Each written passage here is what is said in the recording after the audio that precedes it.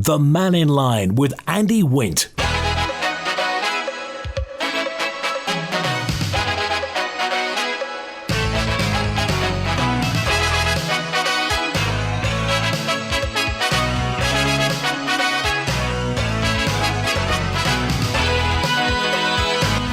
Good afternoon. Welcome to Mannin Line on Manx Radio. Today, education, sport and culture is on Mannin Line.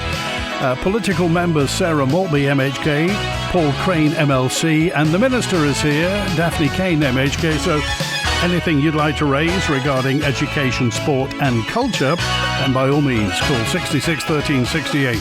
Text 166 177. Email studio@manxradio.com. WhatsApp is 166 177, but you will need to put 07624 in front of there. Okay, the floor is yours. Call, text, email and WhatsApp. And fast am I to the Education Department. Daphne Caine, Sara Maltby, Paul Craine. Fast am I, everybody. Fast am I. Good to see you this afternoon. So, okay, just a few things to move into first of all. And whoever wants to take this can take it.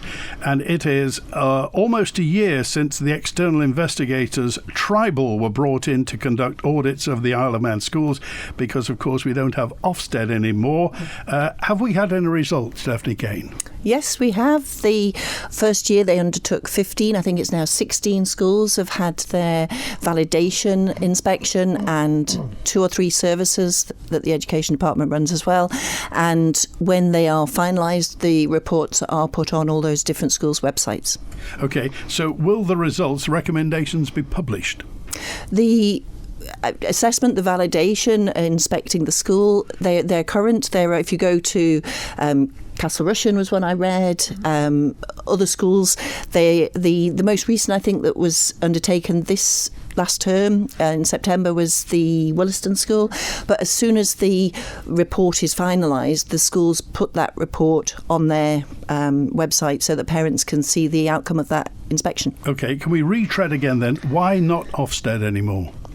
We've not had Ofsted on the Isle of Man. Okay. There was a previous self-assessment, SSRE system, but over COVID and other things, there was a big hiatus for a number of years. So I think it's a really welcome measure, both for the schools themselves to have that validation and support of the measures that the school take within themselves, and also to highlight areas that they need to work on for the benefit of all in the school community. Okay, and Paul Craine, I mean, what's your view of what rights do parents have to know what's going on in schools and the standards that are being achieved?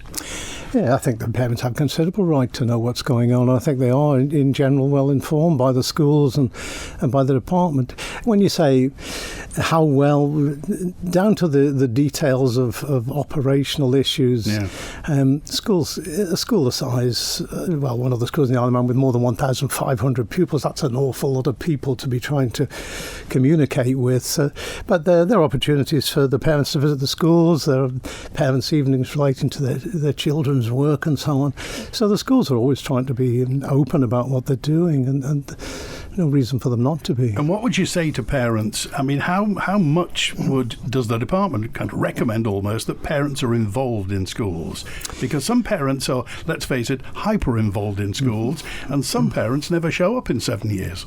I think it's a balance, yes. It was always a frustration. I taught for 20 years, 15 of those on the Isle of Man, and the biggest frustration was that when it came to parents' evening, most of the parents you saw were not the ones you'd have liked to see. And that's why many of the schools have moved to a position now where all the parents are brought in, and there's perhaps some closure time in the day for some year groups to try and reach all the parents, and that's a good move.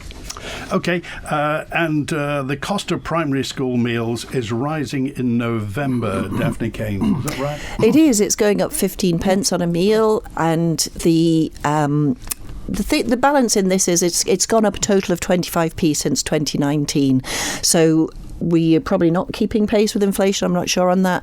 The bottom line is that the department subsidises school meals across primary and secondary to the tune of £2.5 million a year. And for every £2.55 I think the department is effectively subsidising those meals another £2. Yeah. So I'm very keen that we continue the review, building on a review that was already undertaken last year, in order to improve the school meal offering, look at if we're actually providing what children want to eat, also to increase the local produce within school meals, reduce the ultra-processed food, so that we can give children the best experience nutritionally and socially on the ground. But the bottom line is that the total cost of provision of primary school meals, including the cost of food, cooking, supervision, everything, is £2 more than the cost that it's gone up to. Yeah, so I think the current cost is £4.54. To produce to produce across 31 primary schools, the ones that offer hot school meals. And Sara Maltby, the provision of a meal for a child at school. Now, again, we've talked with Paul Craine about the fact that some parents are hyperactive and some aren't active at all. There are many affluent parents that feed their children properly, and there are some people who don't feed their children properly. So how important is a primary school meal? I think I'd get away from being affluent parents would feed their children properly and others don't. I think that's probably a bit of an assertion that's being made. I think it's important that children have a voice in what they're fed, so they get a choice to be able to say what they would like to be able to be served. I think school councils play a really important role in this review that we're doing as well, by talking to not just the parents but the students as well. What do they want? Because one of the questions I asked when I first elected was, how much wastage there is of the school dinners at school, and that's a problem for me. So no, I think we need to get away from it being so important that we make sure that these children have something to eat, because they're not going to get anything to eat at home. I think that might be the case in some areas, but however, this is about making sure that the child is fed at school and that they are able then to be able to perform well at school, and to be able to meet their learning needs. Time was when when I was at school, you ate what was put in front of you now.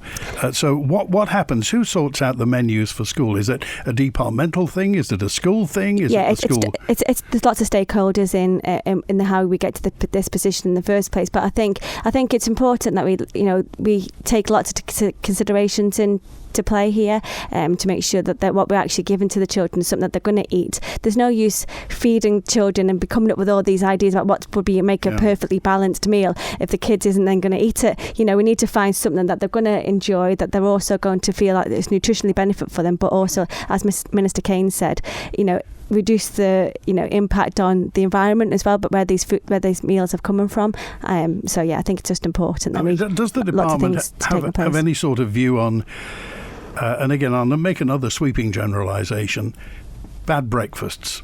Young people at school who get a bad breakfast. Let's talk about fizzy soft drinks and crisps or things like that.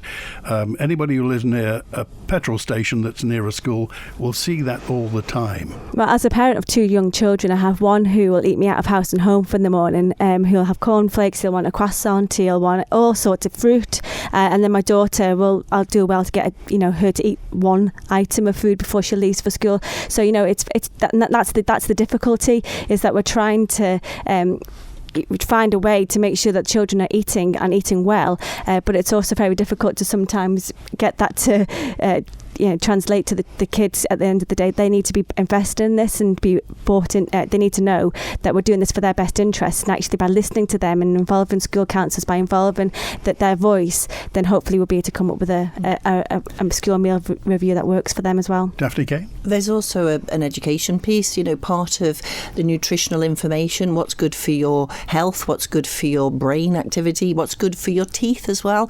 And the more education we can do, a broader piece, hopefully to inform those at secondary school who have the option of going to a tuck shop or purchasing at the petrol station on the way in, compared with primary school. Now, there are a few toast clubs or breakfast clubs, and it isn't wide across the piece. There's Probably a debate to be had. What is the need for that? Because some parents would say, well, no, it's my responsibility and I will give my child breakfast. But as Sarah explained, sometimes it depends on the child. And I've also got one who will eat anything put in front, like scrambled eggs this morning, and another one who'll have a chocolate mousse. But actually, if that's all they will have before they go to school, I'd still rather they were eating something than nothing. The bit where the department is looking at is very firmly in the school lunch space. Now, secondary schools have much more autonomy over their menus and over the provision generally and break times as well. Whereas in primary school, there's nutritionalists and department menus, and they do an average cost. So the £4.54 is the average cost across the week or the month of the provision, and the menus are all put on the department's website. But I would like, as soon as resources permit. Now, I have to say that within the department, most of the staff resources have gone to the front line, to the schools and support roles and to teachers, whereas in the department we probably can't change policies and look into everything all at once that perhaps I would like to do, because we've many competing priorities on our time. But in the next year, I think there is time to take stock and say, how do we reduce food waste? How do we get a better menu? How do we reduce the unnecessary sweet things that are possibly kept into the menu, where you can buy those outside? In schools, I'm firmly of the opinion it should be nutritious meals, absolutely, that the children find tasty and appealing, but that deliver a rounded menu and meal that everyone can benefit from. But they already do. I mean, salad bars are really popular. They have choice, but particularly with more diets, vegan and vegetarian choices, it is very hard and costly to meet the demands of everybody. Okay, let's go to the lines now. David, hello, David. You're live with the Education, Sport and Culture Department. Oh, good afternoon. It's a simple question for the Minister, if I may, Andy. And the question is, Daphne, why do you and your department continue to treat parents with contempt? Oh, you have to be a bit more specific. Okay, we'll go into 3 different areas then. Firstly, parents are not allowed sight of the full tribal school validation reports. They just get a desk-approved précis. Why can't they have sight of the full report? Secondly, in your former days as a backbencher, Daphne, I recall in January 2019, you presented to Timwell tables of school attainment data. That was in an era when you championed league tables. Fast forward to 2024, and you appear to have had a conversion on the road to Damascus, and now, with breathtaking hypocrisy, quite frankly, you're against league tables. You said in yourself in an interview with Isle of Man newspapers, it's unacceptable for parents who want to know about school performance to have to trawl through 32 websites, where much of the data, quite frankly, is wrong, selective or inconsistent when you check it with FOI answers. And finally then, why doesn't your department adopt a more challenging performance metrics to allow for cross-jurisdictional benchmarking instead of continually misleading parents by saying we can't compare? Yes, we can. You choose not to. You can factor out state school results from the UK. You can create your own tables. You can even ask FOI questions of the UK. For example, why don't we take part in the International Programme for Student Assessment Scheme? So there's 3 areas for you to think on. Okay. Well, thank you. And I'd say absolutely, I want children to have a positive experience at school, and I really want to see our students excel and exceed, and to see our results improve over the years. But putting it into context of the moment, we've come out of years of COVID and a number of years of huge amounts of challenges that nobody could have foreseen.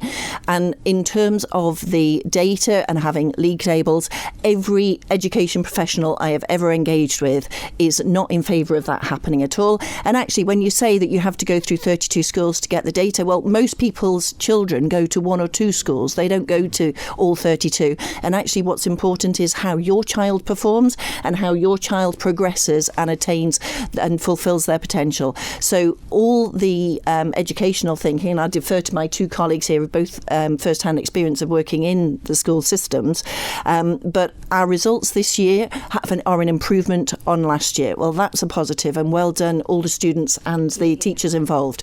And in terms of how we put better information out for parents and the action plan and the teachers' improvement plan that is for the school to have, if you were having your HR assessment and it said, oh, you've really got to work on these areas, that wouldn't be known by the rest of everybody around. That would be for the people charged with delivering it to be fully informed and be able to tackle it and take action. Have you changed your mind on league tables? I don't think they'd be helpful in the Isle of Man context. What are we going to say? That some year groups come in and QE2 has a really good year, and then the next year Ramsey Grammar School does? Are we thinking that students in Douglas are going to say, oh, well, the school in Ramsey's really good, we're going to bus children out there, my children will go there, and you're not in your own area with your own students?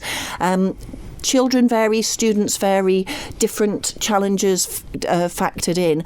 Our schools, when I did complete that comparison that was done by an outside person collating the research, all the schools were between place 19 and 29 within the northwest area, and each year different schools will leapfrog and have a better year in maths or have a better year in English or other subjects. So it is very hard to get meaningful data, and when you say you can do FOIs and you can factor in and out other information, well, you can factor in and out information. How meaningful is it to the individual who just wants to know that their student is able to attend school or access the curriculum, learn the best way they can, achieve the best results they can for the individual? And so our education system is about making it the best it can be for everybody to access. Okay, Paul Craine?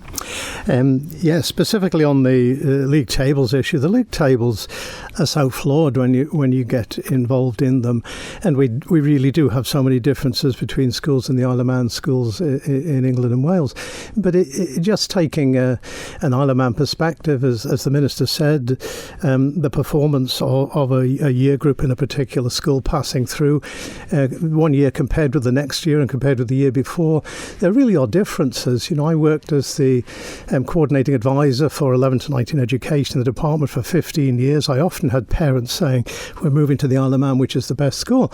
And when you start breaking down what they're looking for, and you say, well, what do you mean by the best school? And they'll talk about exam results, and you sort of say, well, are you looking at a child who's looking at A's and B's, or are you looking at a child who's not going to hit the highest grades?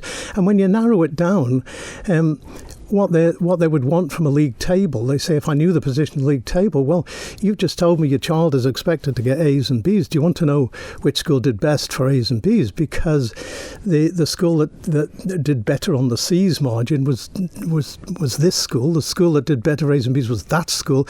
You can't put these into a league table. And then when you get down to it, parents used to say, well, where should I send my child? So I said, well, look, I'm satisfied that whichever school your child went to, they would come out with a very similar set of grades. They might find that they like one subject better than another because they particularly got on with one teacher or something, but they'd come out with broadly the same set of grades. So where should I send them then? Well, send them to the local school. That's the community they're living in. That's where all their friends are going. It makes sense to do that. It really won't impact significantly on their outcomes. Okay, a final word, David? Absolutely delusional from the panel there. I mean, parents, I know that league tables are Marmite, but there's plenty of parents who are out them. The Positive Action Group published a set. They had over 33,000 downloads, and that's for an Isle of Man area. I get repeated requests, like maybe Paul does, from people moving to the island saying, where do we want to go? I didn't send my children to the local school. I refused to because it was so poor. And when I did league tables, I did a 5-year running league table as well. So you could see what it was like. You could see Manor Park, consistently the worst school on island for attainment. Absolutely shocking. Should be in special measures. Why isn't, I don't know. And the final point on the HR point on the report, that is absolute codswallop. Daphne, absolute codswallop. Department were caught out when the Information Commissioner demanded that they publish the internal moderation reports, which you and your department at the time consistently tried to prevent from being released. And what happened? We showed that there was no evidence of teaching and learning in some of the primary schools. There was inconsistency in in moderation and so on. Now, I understand that the current refusal is now with the Information Commissioner. So if you're directed to publish them, will you publish the reports in full? Okay, briefly, if you would. If we're directed to do things by the Information Commissioner, that becomes a different conversation entirely. But in terms of your views are very well known.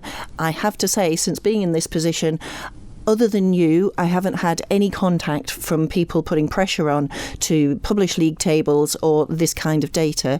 Mostly what people are focused on is individual students in individual schools and enabling those individuals to access the curriculum and become resilient and to be the best they can be. And there is so much more to a good education than simply exam results. It's a whole lot broader than that that students deserve. Okay. Just on that, Andy, I just obviously as a Douglas South MHK, the comment there about Manor Park, I would absolutely refute what's just been said there. I've been to the school on many occasions, and the students are polite, very well, great performances. They've been absolutely fantastic schools. So I would just like to put a bit of balance onto that comment. Okay, a note in from Sue, who just said, when it comes to assessing standards in schools, it must be remembered that every pupil is different and will attain at different rates, if at all.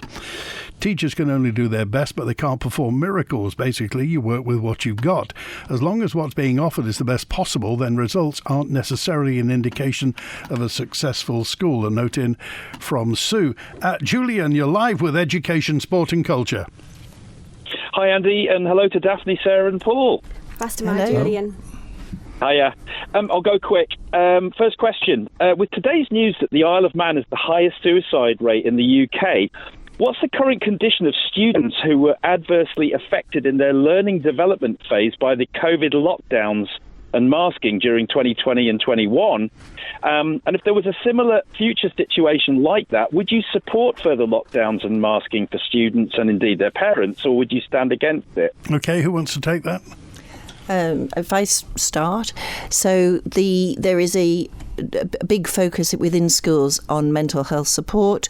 There we have I'll Listen, and there's going to be a commission service that DHSC are specifically putting access through all schools, and the demand on that has been significant, I think it's fair to say, and we absolutely need to support students and ensure that they have the resilience, I suppose, to face life with. We've seen in the past 4 years significant increase in anxiety, school anxiety, but also personal situations that, I mean, I cannot imagine, and I don't remember in my school times facing anything like the amount of things the students these days have to face, and that includes with social media and other pressures.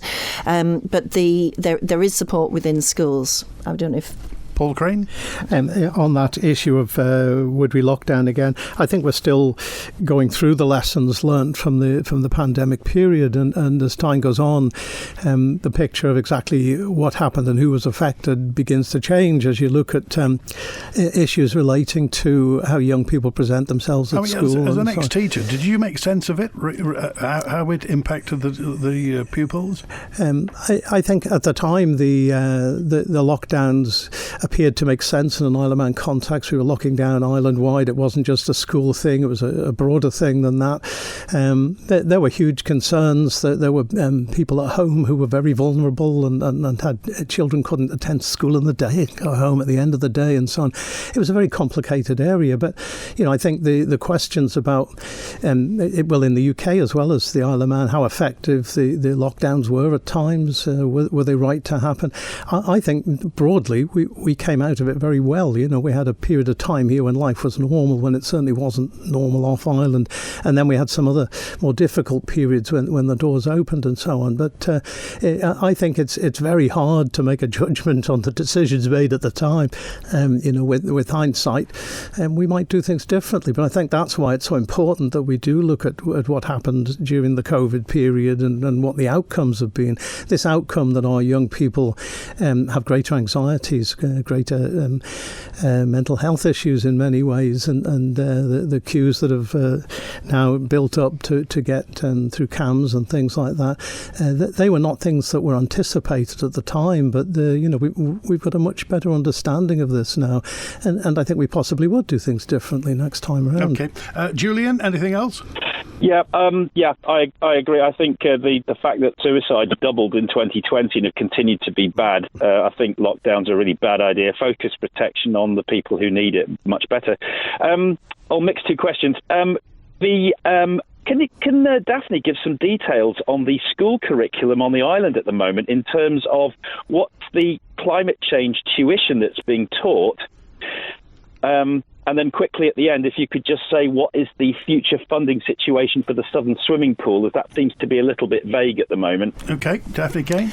Thank you. In terms of the curriculum, there is a significant amount of climate that touches, particularly in primary. We've just started the Outdoor Learning Centre, which has come on stream, which is fantastic availability of outdoor learning space for children that cuts across many, many subjects.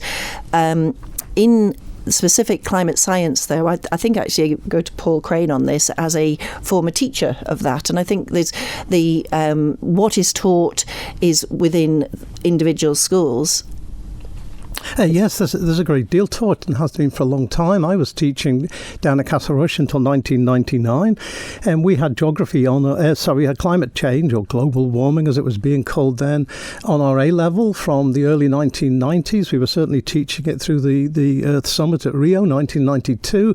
Geography GCSEs these days goes as far as including the Milankovitch cycles and things like that, so it's quite technical, quite detailed. They look at the broad pictures and the possible causes, possible alternatives, so it's a very balanced sort of setup.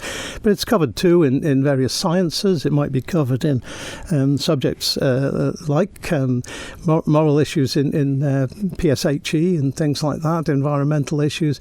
So there is very significant coverage, different stages at different ages and different subjects. OK, and the Southern Pool? The Southern Pool, the department meets regularly with all the regional pools and is discussing financing with them and ways of improving energy efficiency and money saving potentially. I haven't had any indication that any pool will not be able to come in within its budget, but the department and the regional pools are now meeting regularly. OK. All right. Thanks, Julian. Good to hear from you. While we're talking about the Southern Pool, attached to it at the back is Castle Rushen High School, which has been the Newcastle Rushen, but they were probably talking about the Newcastle Rushen High School when you were teaching there, Paul. So what is the latest? The latest is we've had many conversations. I think it's fair to say since I came to the department in February, we have pressed for progress on both the replacement Castle Rushen High School and QE2's STEM block. The Castle Rushen High School is with the DOI's project management unit progressing, and we are optimistic that we will see some action in the coming months. Probably the early part of next year, we'd like to be in a position to say timelines and what we're looking at. But at the minute, it's progressing. So the words Castle Rushen High School and construction are written down somewhere. Yeah, watch this space. OK, right, we're live with Education, Sport and Culture today. Sara Maltby, MHK, Daphne Caine, the Minister, and Paul Craine, MLC, are here today. If you want to get in touch, then text, email, call, WhatsApp. After Mannin Line today, it's our 60th anniversary, so we're back into the archives with long-time Manx Radio journalist Sheena Mackay, bringing listeners a news update in the early 1980s after Mannin Line today. This November at the Gaiety Theatre, experience the riveting tale of justice, redemption and love that is Les Miserables, the drama. From the 20th to the 23rd of November, be enthralled by Parker and Snell's powerful adaptation of Victor Hugo's timeless story, where convict Jean Valjean finds purpose protecting young Cosette amidst the chaos of French rebellion. If you love the story, you'll love the drama. Les Miserables. Book your tickets now at villagaiety.com. Walk through the Christmas wonderland at Ramsey Garden Centre for a magical range of trees, decorations, unique gifts and much more, including the widest range of indoor and outdoor lights. Christmas at Ramsey Garden Centre, open 7 days a week. Whether starting a new business or building up your existing business, come and talk to the accounts and tax experts at Nicola Bowker & Co. With their holistic approach to business advice, Nicola Bowker & Co. will work with you to achieve success. For accounts that work, call 861 271. Dear Santa, this Christmas I would like more customers and more sales, please. I have been very good. There are more reliable ways to make sure your business gets what it needs this winter. At Manx Radio, we'll create tailor-made advertising solutions to get you the results you want over the festive season and into the new year. Call our friendly sales team now on 682620 and give your business a really happy Christmas and New Year with the nation station Manx Radio. Can I have a new bike too? No, buy your own. Oh. We've had some high-octane politics over the past few weeks, so Agenda takes a look at some of the less headline-grabbing karma issues going through the Keys and Ledgeco. Bill Henderson tells us about the Public Sector Payments Bill, which tidies up some outdated legislation, particularly relating to members' expenses, and Alex Allinson reveals what's behind the Treasury Miscellaneous Provisions Bill. From the relatively obscure clause amending the 1928 Allotments Act to making it easier to increase fees, it's all considered on Agenda at 5:30 this evening on Manx Radio with me, Phil Gaughan. And is the Treasury Minister really trying to pinch our pennies? The Mannin Line with Andy Wint. Live today through till 1 with Education, Sport and Culture, 25 to 1. David, you're live with Education, Sport and Culture. Hi, team. Can I just quickly say that I could do with some support from the Minister. The Minister's also a member for Garth. Half of Onken is in Garth, or half of voters vote for Garth. And I have a concern about another government department regarding our lease in Blackberry Lane. And I don't mind telling you, I'm the president of this club in Onken, and we need some support, and I need some support from the Minister. This is Onken Football Club, yeah? Onken Football Club at Blackberry Lane, where one department in government, and this is to do with the council ministers as well, as far as I'm concerned, is that one government department wants to charge us 4 times to the lease we've already got, always wants a cut of what we take in camping, which goes back to the club to run the club for the future, and also I just wondered whether the government have got any money at all, even to take a percentage out of when we have a car boot sale. Now, can I ask the Minister, can I have a meeting with you sometime in the next couple of weeks? I'm not putting any pressure on you, and just talk about the subject. I will send you all the information, and I hope you could meet with our team and support us on doing something which doesn't cost the taxpayer anything in the Isle of Man. There's not one penny that Onken's used from the taxpayer. It's all come from the community. Thank you, David, and obviously happy to have a meeting. I also think it'd be useful for you to come talk with Manx Sport and Recreation. We talk regularly, get reports about various pressures and opportunities within sporting facilities, and absolutely happy to have a meeting. But it's not something that's come across my desk or has been highlighted as an issue, so I'd really welcome having your information if you could send that through, as you said. OK. Let us know how that gets on, would you, David? I will, no problem. See you, team. Bye. All right, good to hear from you. Thanks for that. Here's a note in now, and this is regarding the Arts Council. Now, Sara Maltby, are you involved with the Arts Council? I am. I'm the chair of the Isle of Man Arts Council. There's a note in from Romy who says, why don't the Arts Council publish their accounts? Do they?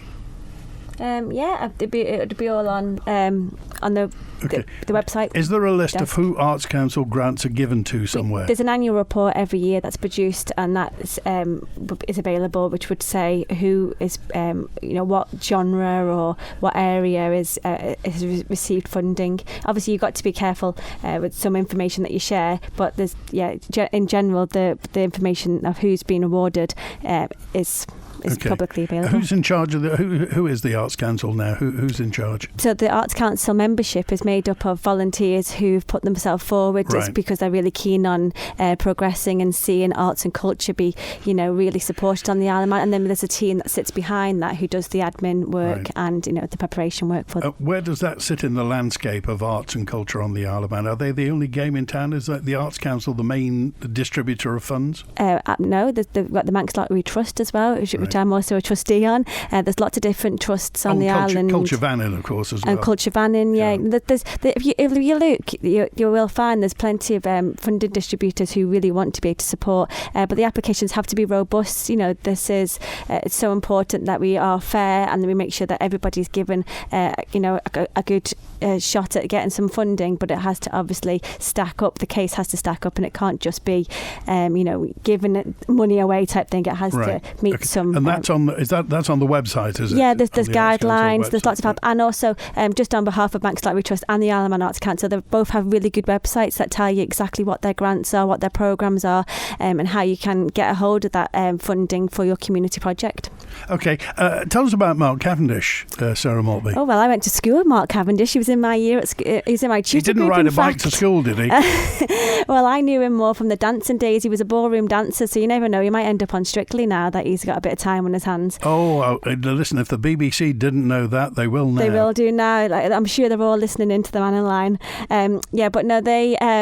So he was in my tutor at school, and so he's gone on to do fantastic things. And we're really pleased to be able to be working very closely with him. Within the department, we do have links that work with him to make sure that what we are planning for him, so that obviously the Mark Cavendish Raceway, which is a big celebration of all that he has achieved, that has been done in collaboration with Mark. And this isn't something that we're just going to sort of do and sort of ask him to turn up and cut a ribbon. It's really working with him to make sure that it's a legacy piece for him, that he's happy with it, and it is exactly what he would like for the young people on the Isle of Man to have. It's interesting because Mark Cavendish, I mean, it's easy if you say quickly, what he's done, but that's a phenomenal achievement. Absolutely, that is absolutely phenomenal achievement. And he probably wouldn't mind me saying from humble backgrounds as well. Yeah, well, lots of people from the Isle of Man who do go out and do well, they're all very humble and they all love the island. They speak fondly of it, and he is exactly the same. He comes back as often as he can.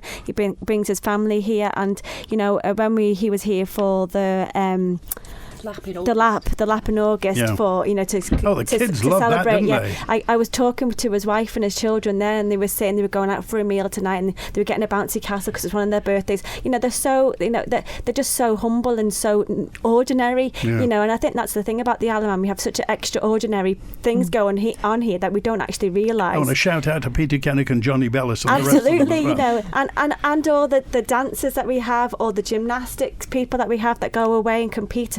Horse riding. There's so many people on the Isle of Man doing good things. But also in entertainment, because we have Mark Cavendish, obviously from Laxey, but also Samantha Barks in the entertainment field. Crikey, with the Isle of Man, particularly Laxey, it's punching above its weight in a big time. But the achievement of the 35th stage win in the Tour de France, it was extraordinary, but it came after an extraordinary number of awards and achievements that Mark Cavendish has made basically over the last 20 years and plus, and to capture that in the raceway, the Sir Mark Cavendish Raceway that's being developed around the NSC track is going to be really exciting.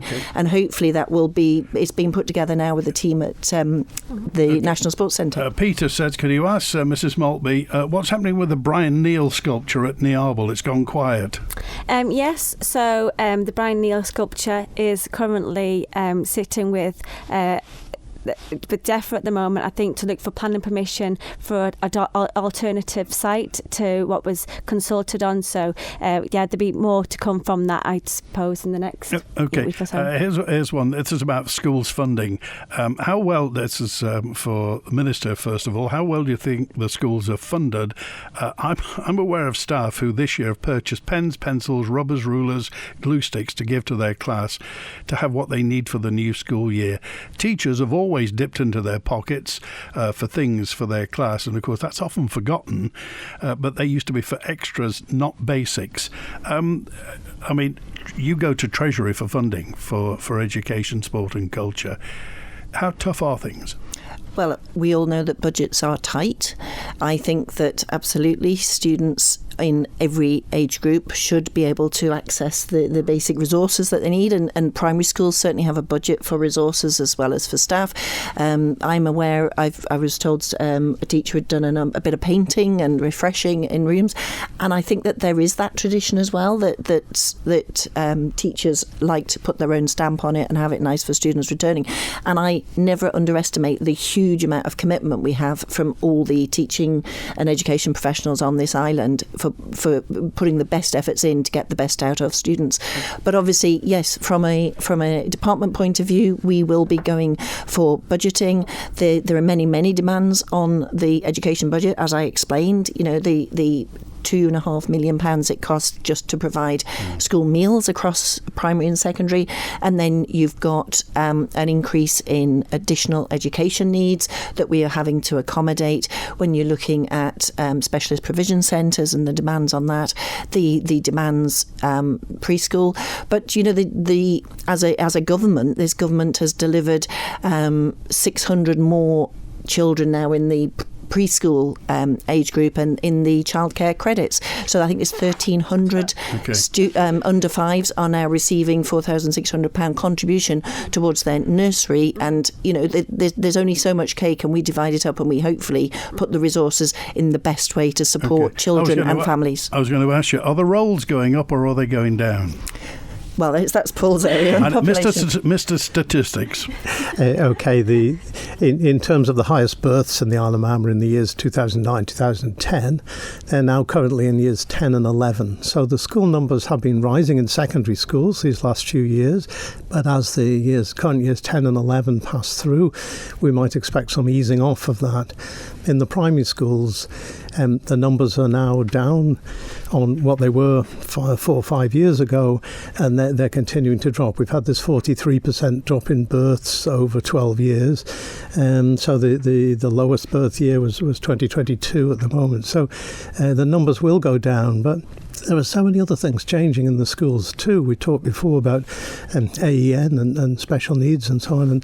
And I think we're seeing more students with making more demands on the schools. So it doesn't mean the schools, when you go into them, look all hollowed out with the numbers dropping. You know, it's more complicated than that. Okay, and with the government's stated aim of increasing the Isle of Man's population, presumably some of that increased population will be of school age. Is that something the department can factor in? Yes, indeed. That would be the hope. You know, where we are at the moment, you know, with a different hat on, people say to me, what does it matter if the births are going down in the Isle of Man? It does matter, because in 10 or 15 years' time, it's going to mean fewer school leavers, fewer going to university, fewer coming back. It's going to change our workforce in time to come. So it does make a difference. And some of the initiatives that have been put in place, like the childcare credits, are not just about trying to support families who might have births in the future. It is also about incentivising movement into the Isle of Man. If families are considering moving in, they're welcome, because that's what the population structure needs at the moment. We've got this huge imbalance. So they're welcomed, and they'd be welcomed in the schools. OK, a question for the Minister now. This is from Sam, who just says, surely cutting back bus guards SCH1 and SCH2 can't have saved much money. I mean, why do it?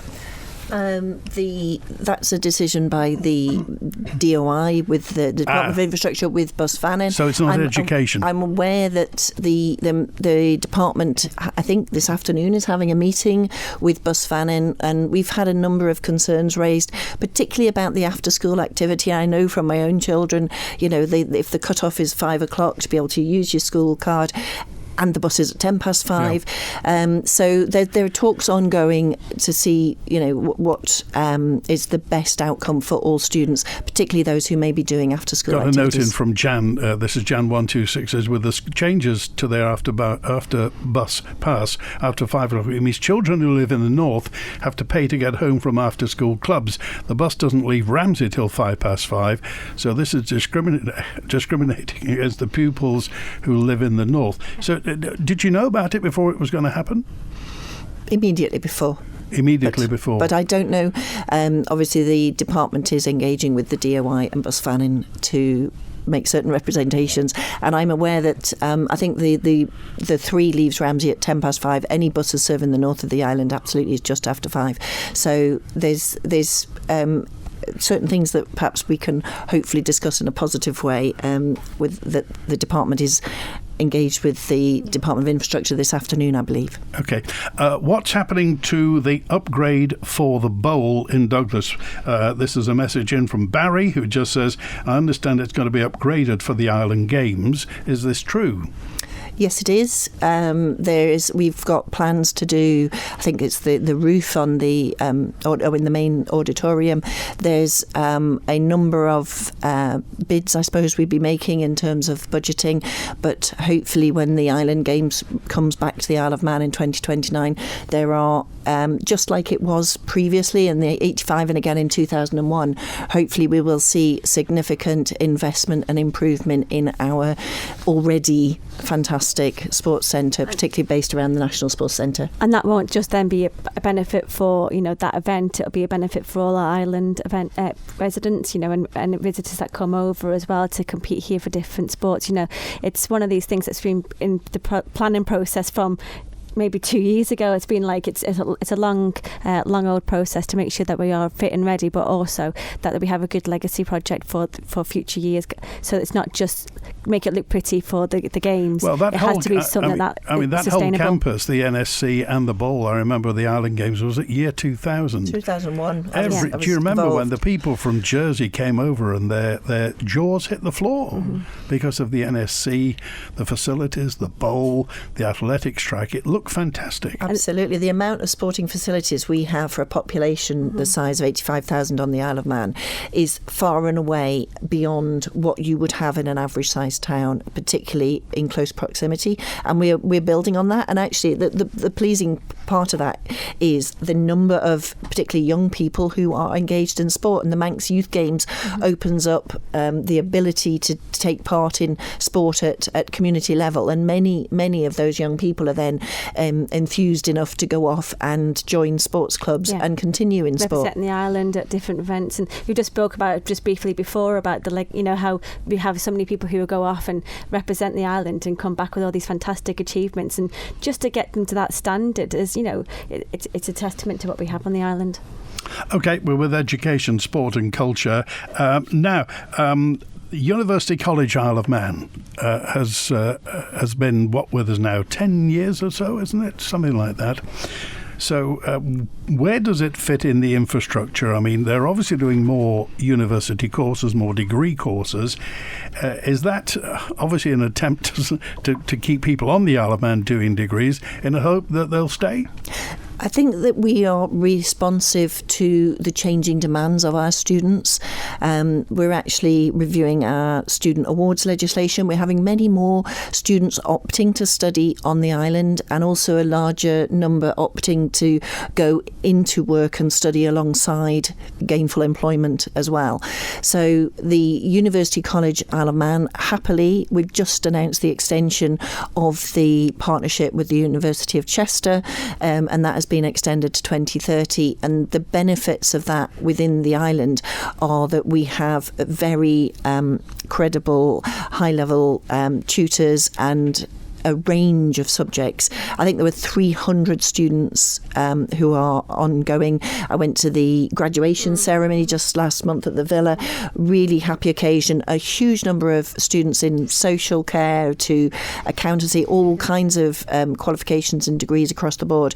And the UCM is adapting, but we benefit so much by having students be able to go on the University of Chester. And actually the students' qualifications, I've got in mind that 87% of Isle of Man students, 78% of theirs are achieving the first class and 2-1 degree level thanks to that partnership, but being able to study in the Isle of Man. So it's more a case of bringing excellence in education and the facilitating young people to access that education in whatever area they want. But I think we have seen similar to climate anxiety, to anxiety about school attendance.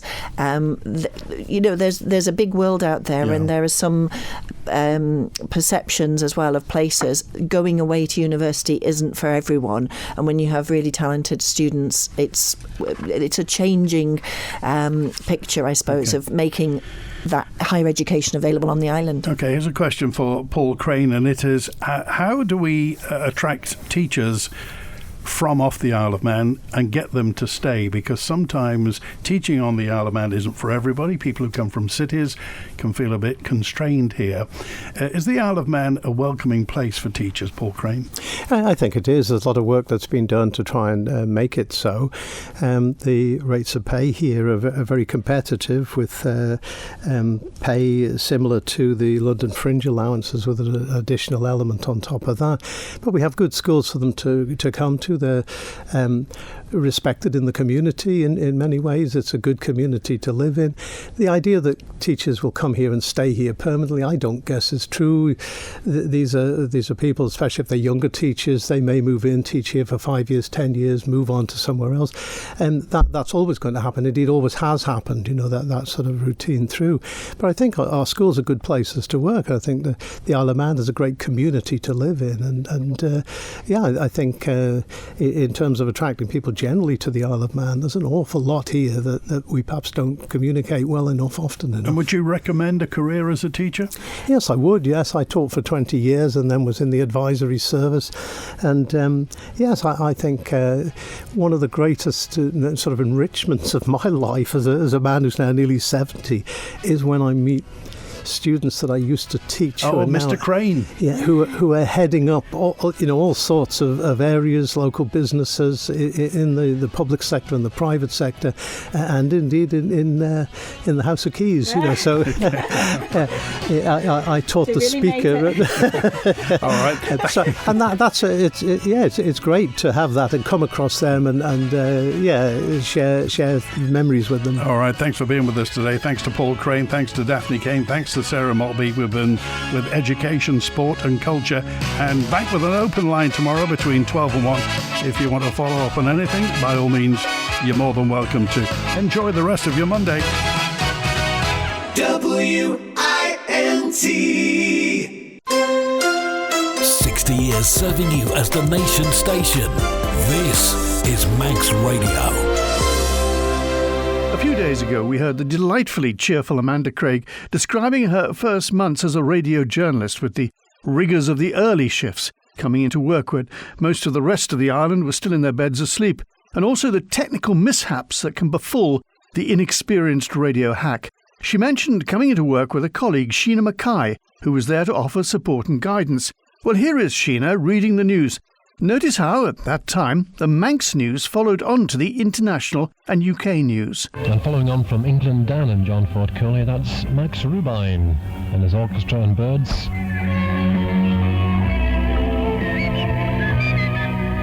Brings our time now to 3 o'clock. Time for news and sport. For that, first of all, we join Sheena Mackay. British Leyland has emerged victorious from its pay battle with the unions after senior shop stewards from all car plants accepted the company's final 6.8% pay offer. The decision has effectively removed any further unified opposition to the deal and appears to have left the struggling state-owned firm once more clinging to survival. 2 airmen have died after 2 United States fighter planes collided over Norfolk. One was an American pilot and the other an RAF winchman who tried to save him when he parachuted into the sea. United States envoy Olaf Palmer, the Swedish opposition leader, has arrived in Tehran on the first stage of a tour of Iran and Iraq for talks on ways of ending the Gulf War. And in the Isle of Man, plans for breathing new life into the island's ailing egg industry were revealed in Tynwald today by Board of Agriculture Chairman Dr. Edgar Mann MHK. But there is bad news for the Manx tourist industry, which had been hoping for a cut in VAT rates, particularly on hotel services. Common Purse Chairman Committee, Mr. Percy Radcliffe MLC, told Tynwald today that although the matter was under constant consideration, there was no proposal at present to reduce or abolish VAT on anything. The island's Whitley Council met last night to consider the circumstances surrounding the sacking of a 6-man Douglas Corporation refuse collecting crew.